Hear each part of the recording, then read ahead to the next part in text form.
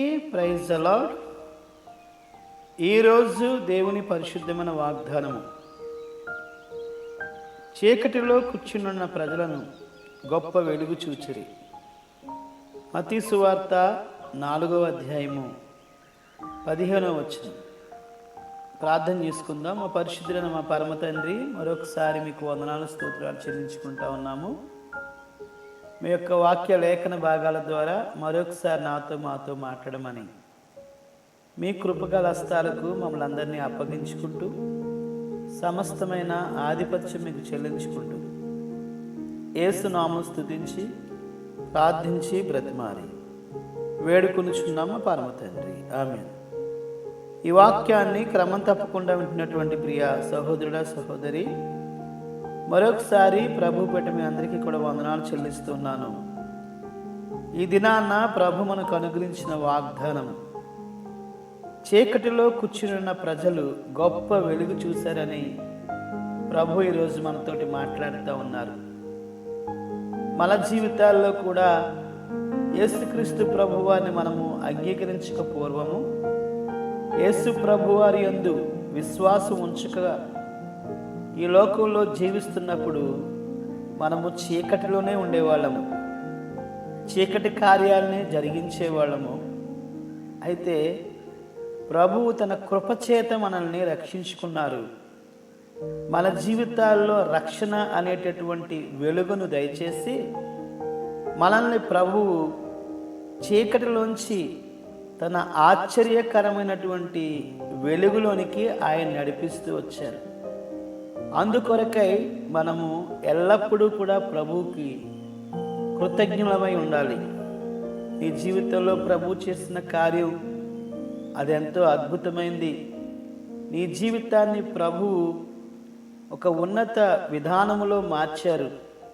నిన్ను ప్రభువు ఆశీర్వదించారు.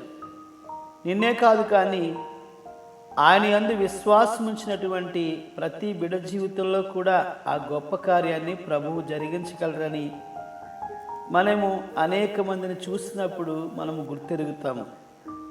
ప్రియ సహోదరుల సహోదరి, నీ జీవితంలో ప్రభు చేసిన కార్యం ఎంతో ఉన్నతమైంది కనుక ప్రభువుని నీవు ఆరాధిస్తూ మహిమపరుస్తూ ఆయనను ఘనపరిచేవారిగా ఉండాలని వాక్యము సెలవిస్తూ ఉంది. అంతేకాదు, ఈ వాక్యాన్ని వింటున్న నీవు ఇంకా చీకటిలోంచి వెలుగులోనికి నడిపించబడినటువంటి వాడిగా ఉంటే ప్రభు ఈరోజు నీతోటి మాట్లాడుతూ ఉన్నారు. నీవు చీకటిలోనే జీవించాలన్నది ప్రభు ఉద్దేశం కాదు.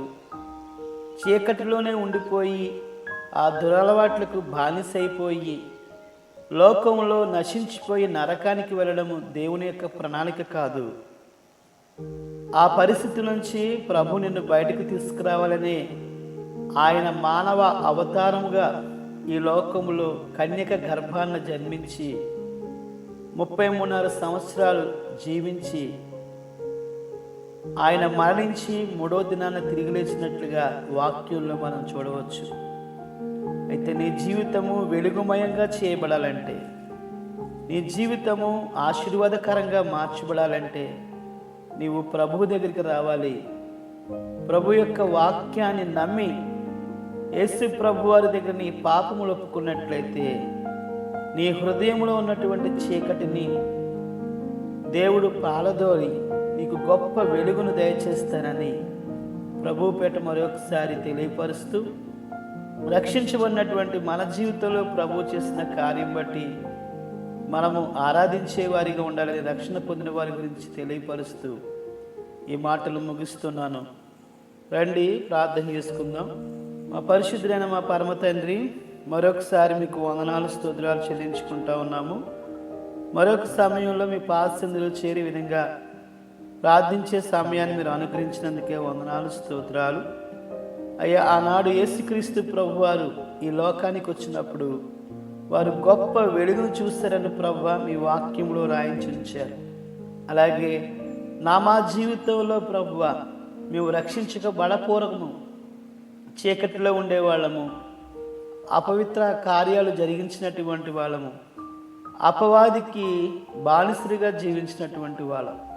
అలాంటి మా జీవితంలో మీరు ఇచ్చిన గొప్ప రక్షణ బట్టి, గొప్ప వెలుగును బట్టి మీ నామాన్ని స్తుతిస్తున్నాం. అంతేకాదు అలాంటి రక్షణ లేని వారి గురించి కూడా సువార్తను ప్రకటిస్తూ వచ్చాను తండ్రి. కనుక వారు కూడా నమ్మి మీ యందు విశ్వాసం ఉంచువారిగా తీర్చిదిద్దుకుని మీ నామానికి ఘనత తెచ్చుకున్నవని మీ కృపగల హస్తాలకు మమ్మల్ని అందరినీ అప్పగించుకుంటూ సమస్తమైన ఆధిపత్యం మీకు చెల్లించుకుంటూ యేసు నామమును స్తుతించి ప్రార్థించి బ్రతిమారి వేడుకొనుచున్నాము పరమ తండ్రి.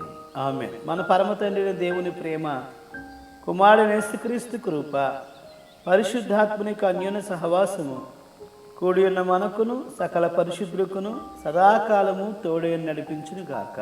ఆమేన్.